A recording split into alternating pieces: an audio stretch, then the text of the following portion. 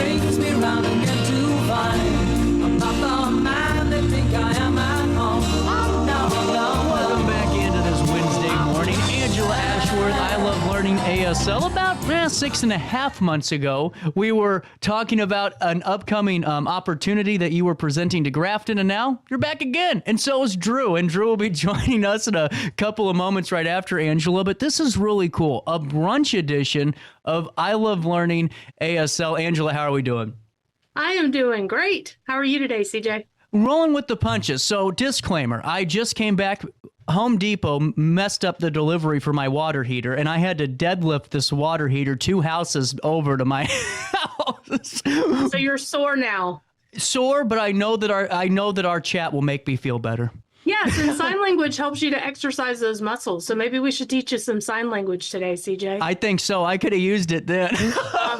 All right, very good. The good stuff. We'll teach you the good stuff. The good stuff. Well, Angela, how did before we talk about what's coming up, let's talk about how things went. How did the class go up in Grafton the last time? Man, it was amazing. We had almost 70 people show up to learn sign language at the winery. Met a lot of really great people, and I have to tell you this story. I'm super excited about it.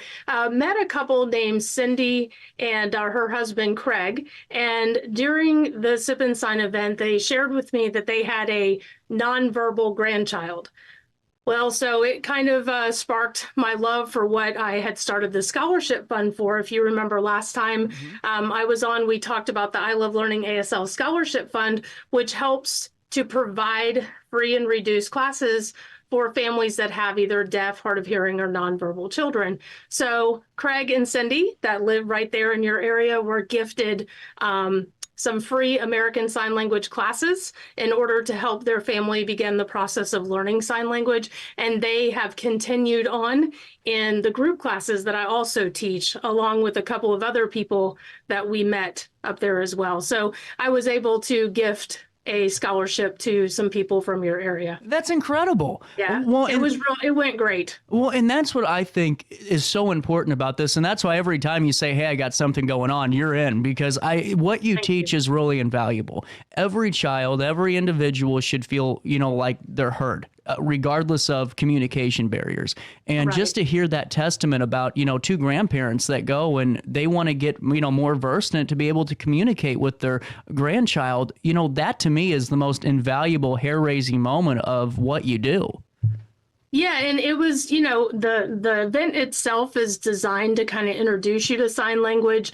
There was such a wide variety of people. I had everyone from educators. We had people that drove 6 hours to come to this event, which was incredible to me. We had, it became almost standing room only. We had that entire front part of the bar area packed with people, and there was just such a wide variety of people, and the reasons that they were there varied from this just looked like fun to we have a legit need in our family to be able to communicate. I have since it's been 6 months to the date when I come back there in May, and I've had a lot of people that have just taken the group classes that I offer online. So I'm looking forward to seeing those people when I come back as well. Just from what they learned 6 months ago to where they are now, they could carry on a basic conversation, and that makes me really happy. That's wonderful. Now I got to ask, do we need to promote ticket sales? Are we standing room only? No, we can. Right now, we're sitting at right around 25 people that have pre-registered. So I'm glad that you asked me that, because I thought I'd do something a little special that we didn't do last time. Please do. So as a special incentive, if you were watching this interview with me this morning, if you go to the website where the registration's at on ilovelearningasl.com, when you click on the registration, if you will use the coupon code RiverBender, I am taking $5 off your registration through Mother's Day. So through May 12th, might make a great gift to give your mom the gift of sign language for Mother's Day. So you can get $5 off if you use that coupon code as many times as you would like. So if you have more than one person, you'll just have to do separate registrations for that coupon code to work multiple times. I love it. How about that, Angela Ashworth? That's wonderful. And yeah, it's all about making sure you guys have a good time and save a little bit of money in the process. You remember, each ticket is only $25, and it does come with a free beverage from Grafton Winery. So if we're doing brunch this time. So brunch tickets are available as well if you decide you want brunch in addition to sipping on some wine or champagne or whatever you want that morning, coffee, whichever. Brunch will be available, and you can pre-purchase your brunch ticket with your registration for the class as well. That's wonderful. Well, there you go, folks. Promo code RiverBender right up there at ASL.com, correct? Yep, that's right. Perfect. And now, Angela, when people go for the first time, because this is, it could be nerve-wracking for folks, especially if they're like me and really self-conscious, because I don't want to go and kind of, and not make a fool out of myself, but be really behind. What's kind of your peace of mind for everyone that's kind of going, man, I want to go, but I don't know if I'll be any good. I don't know if I'll pick this up. What are your thoughts? Yeah, just first of all, I embarrass myself enough that you won't have to worry about being embarrassed. I tell funny stories about mistakes that I've made along the way. I'm very laid back when I teach. And this is, you can choose. Obviously, if you pick up your hands and you learn to sign, we go through, the alphabet and some numbers and basic conversation. We'll also be learning some signs for some of the food that you might be eating for breakfast. Sign for food 2 times right here. So we'll be learning some signs for the food that will be offered. Of course, we'll be learning the sign for wine and beer and some other important signs that you need when you're in the winery. But don't be afraid. I mean, it's like with any language. Like if you were to ask me to try to speak Spanish right now, I'd be like, CJ, I'm not doing that. I don't want to embarrass myself. But with sign language, it's just a lot of fun. And everyone is in the same boat as you. This might be something new for them. And I wouldn't worry about it. We're there. Just drink more wine and you'll be fine. That's what I say. I get that a lot. People are like, I'm really afraid to learn. And you'll see them pick up their hands and they're just a nervous wreck. And it's okay to try something new because this is actually, it doesn't have to be that intimidating. Right. And I tell enough stories that you're like, wow, if she made those mistakes, then I'm like acing this. So well, yeah. And Angela, I wanted to ask too, because with the alcoholic component of the wine, is there an age requirement, 18, 21? So the drink ticket itself is obviously you have to be 21 or older. This class is recommended even for children. Oh, so good. If you're coming, I keep it PG. If you want a dirty sip and sign class, you got to talk to me about that later. But this one is PG rated.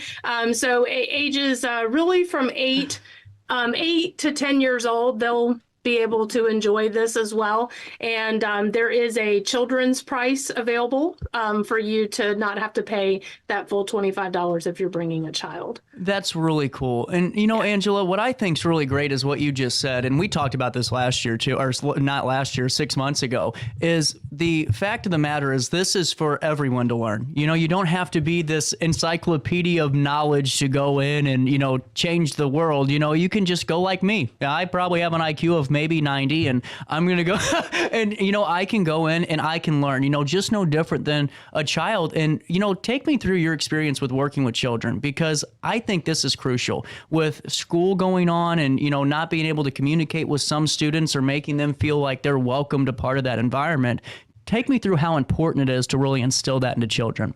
Yeah, so, it has been proven, just to give you a little history, my background is in speech pathology and audiology.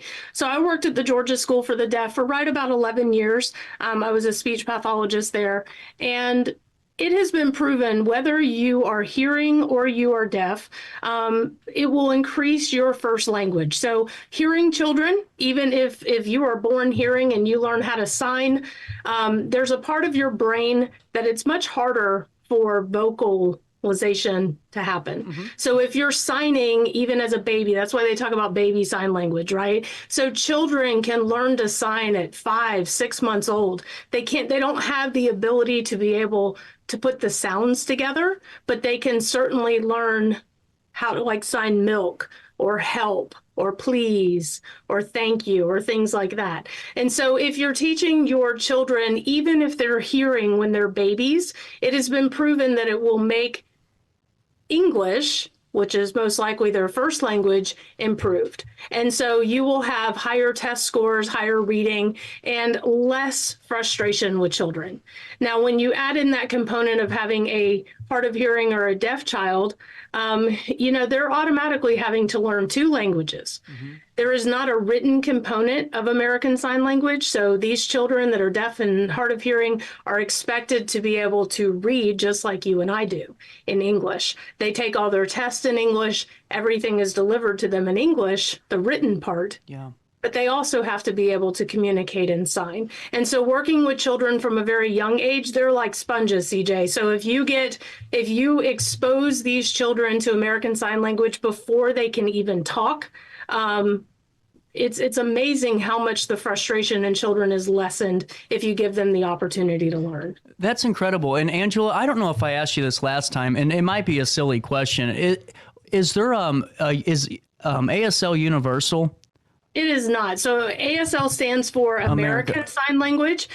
There are around 160 known sign languages in the world, American Sign Language being the third most used language in our country. So, of course, we have English, and then we have Spanish, and then we have American Sign Language. But there are other sign languages even here in America. We have something called Pidgin Signed English, and then we also have Signed Exact English, which follows the more grammatical structure of the English language. Really American Sign Language was actually developed in like the 1800s, and it's more closely related to French Sign Language. But you can't just expect to say, go over to Finland and find someone that's deaf and that they would understand American Sign Language. They would have a Finnish sign language or something like that. That's really because I didn't know how that worked whenever you had a bilingual student that was going through that was deaf or very hard of hearing that couldn't communicate. I didn't know how that broke down. Is that something you ever had to experience in your profession? Yeah, actually, probably one of my greatest accomplishments as a sign language instructor was I used to be a contractor for DFACs, and those situations can be incredibly heartbreaking. Yeah. One situation that I got into, there was a Hispanic family that had 6 children. Their youngest was probably 13 months old at the time, their oldest being in high school, who was deaf. When I came into that situation, I would go to their house 3 hours a week, and we had a Spanish translator, and then there was myself. The parents, the mother spoke no English at all. So definitely didn't know any sign language. The father knew, I would say, construction site English, because that's what he did for a living. And then, of course, he spoke Spanish. And then the young children that were in school could speak Spanish, but none of them could communicate in American Sign Language, which is what the oldest brother used. And so you had 3 languages going on in this house. You had Spanish, English, and American Sign Language, but none of them could all communicate in one of them perfectly. And so my oldest child that I went into the home to work with to get the family to be able to communicate with him, honestly, CJ, he didn't even know his younger siblings' names. So he didn't understand what they meant, how to say them or how to sign them. It was just this huge communication breakdown, which is the reason that we went in there, was because his child wasn't going to get to go back home unless their whole family could communicate with each other. I spent 3 years working with that family, and I'm happy to say that he was finally able to go back home and didn't have to go into, stay in the foster care system because they were able to break down those barriers of communication. That's incredible. I mean, I wouldn't even have fathomed a situation like that, but I could only imagine how more frequent it happens than I would even assume. And Angela, that's a great testament to really the power of this and what it can do to get everyone on the same page. I mean, I couldn't even imagine not being able to communicate with anyone in my house besides myself, really. Yeah, and most children are born to hearing parents, so deaf children typically have hearing parents. And my experience of working at the deaf school was a lot of times these hearing parents never even learned how to sign. So you have the issue with even hearing parents that speak and write and can read English, but still cannot communicate with their deaf or hard of hearing child. to the ability that like we can with our parents. And so, although these sip-in signs are a lot of fun and it's a good way to introduce people to the language and know that it is a true legit language. It has its own syntax, its own grammatical structures. It has culture. It has all of these things. And just to even get people thinking that, wow, yeah, this is a fun event on a Saturday morning at a winery, but it can literally make the difference of families being able to communicate with each other, like Cindy and Craig that I told you about in the beginning. It's just incredible. And I hate, I don't mean to grandstand that thought, but that to me is it's so crucial. I mean, the fact of the matter is we all should be able to communicate. And that just shows, how this can go such a long way. And I've even heard stories, Angela, and I'm sure that you have heard many of them of, maybe a student learns how to do some ASL in class, and then they come upon a situation where no one can communicate with an individual because of that barrier. And they're able to at least liaison enough to get that person help or guidance or whatever they need to communicate back to the group they're talking to. Yeah, and I'm already seeing that since COVID. We all have our before COVID and after COVID stories. So during COVID, I started teaching charter schools online. And since American Sign Language is recognized as a foreign language in high schools and in colleges, it's being offered more and more. Of course, we don't have enough teachers to get a teacher in every school system right now that is a qualified American Sign Language instructor. So they've really gone the route of reaching out and using technology to try to bring us into the classrooms. So I have one school in particular that I've been working with. This is my 4th year teaching them. It's a charter school out of Pittsburgh. Shout out to Urban Pathways. I'll give them extra credit if they watch this. There you go. The Steel City represented in Alton today. Yeah, there you go. But Pittsburgh, I've been working with this school for about 4 years. And I had a student a couple of weeks ago tell me an experience. She works at McDonald's, and a customer came in and they were deaf, and she got really excited because she knew that she could at least communicate, because we've learned the McDonald's menu, we've learned some basic communication. She's now in ASL 2 at the school, and she was able to do the entire transaction with that customer in ASL, and it kind of lit that spark in her. She is one of the best students in that class, and has, had a new fire sparked within her to know that taking this class, yeah, she's doing it for credit. And although they don't always want to participate, they know that when they get in that situation and they meet somebody that's deaf or hard of hearing, that person felt very included and was able to complete their order without having to use text messaging or writing it down or anything. So it really provided access. Can I say something? I came across a situation the other day, a couple months ago, and it was an individual that was deaf, and to communicate, she was using her phone to text. But the moment that someone was there that, could communicate with ASL, you could see just the joy that brought, because they weren't, barriered by a cell phone. They could freely communicate just like you and I are. And I don't mean to talk about it third person, but to see that firsthand, though, and see how important and impactful it is to learn that really just crucial skill, just shows the extra miles that it brings when you go to a class like this, or even take your online courses, your group ones, Angela, because there's a need. Yeah, and it was fun. When I was in Grafton this past time, we actually had a deaf individual come for the class. So the students got to actually see me it's called SimCom. It's where I'm signing and I'm talking at the same time, which I don't always recommend, because you will have one of the languages will be missing something. Either the syntax will be off because our syntax structure is different in English than it is in ASL. But in order to have 69 people be able to understand me in English and this one person be able to understand me in ASL, I did sign and talk at the same time. And so it really was captivating, kind of fascinating for the people to be able to, after it was over, many of them walked up and at least said, "Hi, my name," and told them whatever their name was. So she got to meet a lot of people that maybe 2 hours earlier didn't even know the alphabet. And then afterwards, they built up the courage to walk up and at least introduce themselves. And she came up to me afterwards and thanked me so much for having this and just opening up the eyes and ears to everybody to know that this is part of her culture and her language and how important it was for more people to learn. That's just wonderful. I'm telling you, Angela, there's something about you. I don't know. You got this CJ effect going. I talk to you, I look down and it's 2 minutes in and I pick my head up and it's 20. I mean, but it's so fascinating though to learn about this, Angela, because, I think if, more people learn about these classes, even if they, they go to the SIP and sign it for brunch, or, maybe they miss it this time, but watch the interview.